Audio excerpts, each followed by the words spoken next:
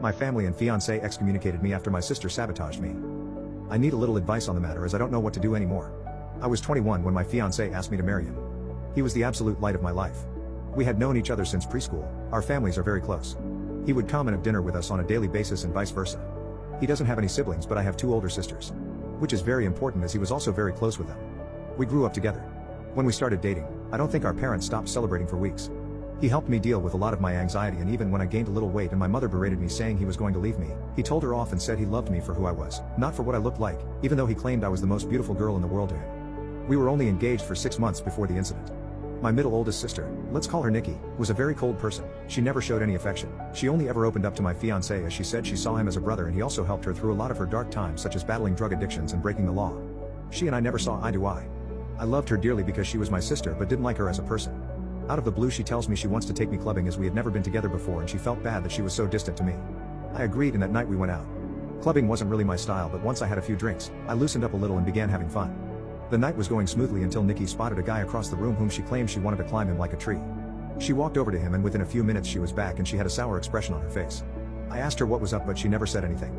I kept pressing because I didn't want our night to be ruined. She then told me the guy didn't want her number but he wanted mine instead.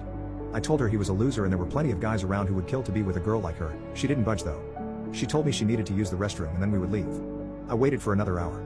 During this time I was sipping on a lot of different cocktails. I then started feeling really dizzy and lightheaded. I figured I'd just cab it home as I was certain Nikki had left. On the way out though, I bumped into a friend of Nikki's whom she had briefly dated. He asked me if I needed a hand to my car and I explained I was getting a cab. He said he was getting ready to leave and we could share one. I told him okay and we walked out of the club together and into the first cab we saw. I tried to find my phone in my purse but I felt myself getting dizzier and dizzier. I don't remember what happened next as I blacked out, and the next morning I woke up on a hard sofa, my head pounding. When I came to, I realized I was in Nikki's friend's house and my phone was sitting on the glass table in front of me, but it was dead on battery. When he noticed I was awake he offered some tablets and water and explained that I had passed out in the cab and he didn't remember my parents' address, so he just picked me up and took me back here where he laid me on the sofa. I told him I needed to go home as my fiancé would be worried. He called a cab and I left. When I arrived at my parents' house, my mother, father, Nikki, my fiancé and his parents were all standing in the living room. I thought they were worried about me, but the instant I opened my mouth my fiancé asked how could I do this to him? I tried to explain that my phone was dead, but he then went on screaming about how I cheated on him. I was baffled.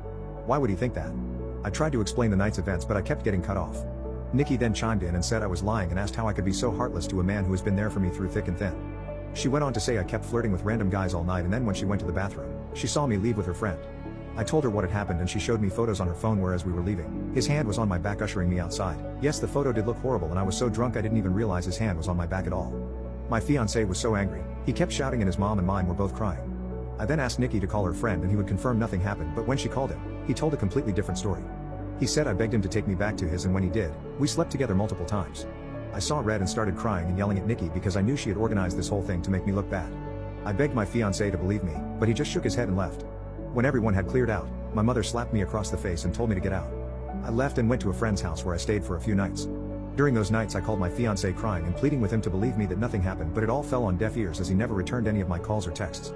My mom texted me and told me she was kicking me out and that she couldn't believe I would do such a thing, and a lot of hurtful other slurs I don't think I could repeat here. She didn't even give me time to get my things as she threw everything out. I was now homeless. None of my family would take me in, as they chose my fiancé and mother's side. I was homeless and single in less than a day and a half. My entire world had been taken away because of Nikki's lies. Now for weeks I tried everything to get my fiancé and my family back. The limit for me though was when Christmas time had come and I went over to my mother's house to try and reconcile. I was sleeping from couch to couch during this time. When I got to my parents' house, I knocked on the door but no one answered. My friend then called me and told me she just saw on Facebook that my family were in another state celebrating Christmas and they had posted pictures online. Everyone was there, my sisters, parents, grandparents and even my fiancé and his family. When I myself saw the photos, I couldn't stop crying as they all looked so happy. I cried for days and days before deciding to block them all. I even returned my engagement ring.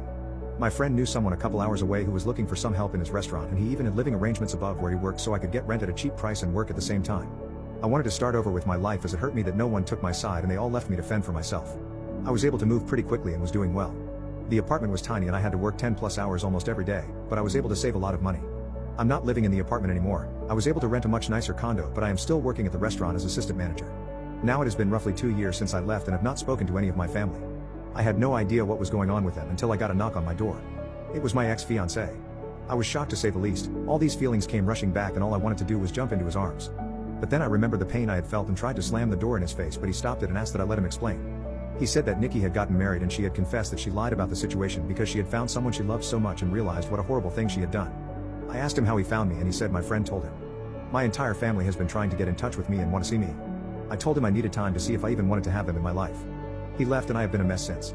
I don't know what to do. I know I will never ever forgive Nikki. She could rot for all I cared, but it's hard because my other family and fiance didn't know she was lying, but I also felt like they abandoned me too quickly without letting me explain my side. I don't know if I should forgive them. Any advice would be very helpful. My family and fiance excommunicated me after my sister sabotaged me. Part 2. The last time I spoke to you all, my fiance had just visited me after 2 years saying my family and him wanted to reconnect after my sister sabotaged me to make me look like I cheated. Well, I have an update for you. So I never got back to my ex. I didn't know what to do, but eventually he must have given my phone number to my parents as they texted asking to meet up. I never replied and was planning on organizing a Zoom meeting but didn't need to as they also showed up at my door. Well, my father did. When I answered the door and saw him standing there, I ended up throwing up which he insisted on cleaning. When he was done, we sat down and I just bursted in tears.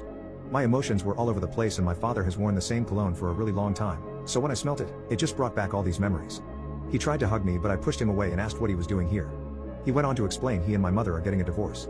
He said he begged my mother to get in touch with me the minute I left, but she refused and said I was acting like a baby and if I wanted to leave them after doing something so horrible, then I could do things on my own from then on. I asked him how long it took them to notice I was gone. He said they arrived back home after New Year's Eve and were planning on inviting me over so we could talk. That's when they got in touch with my friend and she told them I left and she didn't know where I was. I asked him why he didn't listen to my side of the story and why they threw me away so easily. He just started crying. He said he never meant for things to get so out of hand and he wishes more than anything he could take it all back. I said when they found out Nikki was taking drugs and had dropped out of high school, they didn't throw her away. Instead we all went on a holiday so she could focus on things besides drugs, and during that trip, she got hooked on alcohol and each time they defended her over and over. He said he had no idea my mother was going to kick me out. He thought it was going to be for a few days but then they decided at the last minute to spend Christmas out of state. My mother apparently promised him I would be allowed back home after they got back. I said she threw away all my stuff but he said everything was still there and she lied about that. I asked him what had happened to Nikki and he said she is dead to him. He wants nothing to do with her but my mother has been crying to him, asking to forgive Nikki as she is not well and they had already lost one daughter. They cannot lose two. He blocked my mother and Nikki and has been on my ex's case about finding me. My ex caved in when my dad said he blocked my mother and Nikki and told him where I lived. I asked that he never show up again unless I give him permission and he agreed. He asked what would happen now and I said I really don't know and that he hurt me really bad. I then just went into detail about how much he hurt me and what it felt like seeing them so happy without me and how hard it has been. We were both crying by the end of it, but I was really glad I got it all out. It felt like a huge weight had been lifted off my shoulders. My dad then said he knew a few places around the area and would help get me a better apartment, and he said he would help get me a better job, but I told him I wouldn't be leaving this job as my boss helped me out so much and I wanted to repay him at all costs. I said I didn't want him to do anything for me, but that I do want to reconcile, but it has to be on my own terms and it is going to take a very, very long time to trust him again, and I may never trust him again. He said he would do anything to make up for what he did. I asked him why Nikki did this and if she said anything about it. Well, she said she thought my ex deserved better than me and she wanted to see him happy because he was making too many sacrifices in the relationship. She loved him like a brother and wanted to break the engagement off. So that night she asked her friend to come and escort me out of the club so she could get photos and to take me home so her plan could work. She said nothing sensual happened. I went to sleep on the sofa and that was it. He was up playing video games all night until I woke up, which he has proof of apparently. My dad was planning on getting my stuff from my mother's house and bringing it to me, but I told him I didn't want those things anymore. I then went to ask about Nikki's husband and he said my mother has been hush-hush with the entire situation, but he had his number and wrote it down for me. After my dad left, I decided to call Nikki's husband. I was sweating the entire time and felt so sick. What if I could hear her in the background? Well, anyhow, when he picked up, I just spit everything out, which I deeply regret because I should have eased into it for him. He sounded really confused and I explained the entire situation again. I even went into detail about her drug and alcohol problems. I was honestly expecting him to curse me out and defend Nikki. Instead, he let out a long sigh and well, turns out, he had a feeling she wasn't exactly innocent. Turns out her and his sister have been having problems and she has been spouting non-stop lies about his sister and has caused a huge rift between them. His sister didn't even attend their wedding. I told him I was sorry but he should make things right with his sister because Nikki was the problem, not her. We spoke a little more and he hung up. I'm not entirely sure what he is going to do with that information. I hope he cuts his losses and leaves her because he sounded like a really nice person and even he has lost his own sister because of Nikki. So I have decided to reconcile with my dad. My mother has always run the show their entire marriage, so the fact he is putting his foot down and divorcing her and going no contact with Nikki shows he is serious about wanting to make amends. I don't think I will ever reconcile with my mother, as she thinks Nikki is a victim also in all this, and at this point I don't care to listen to her excuses. If she reaches out and we talk, I will update the post again. For my ex, I haven't had the time to meet with him and talk, though my dad mentioned he wanted to come with my dad, but he told him I would be too overwhelmed if both were there and seeing them separated will help make clear decisions. He also mentioned my ex was arrested for assaulting Nikki's friend who lied about the entire situation. He was being charged but the charges were dropped a few days later. I will update the post again, when I have time to speak to my ex. Thank you guys for listening to this story. It's something that has been bottled up in me for a long time.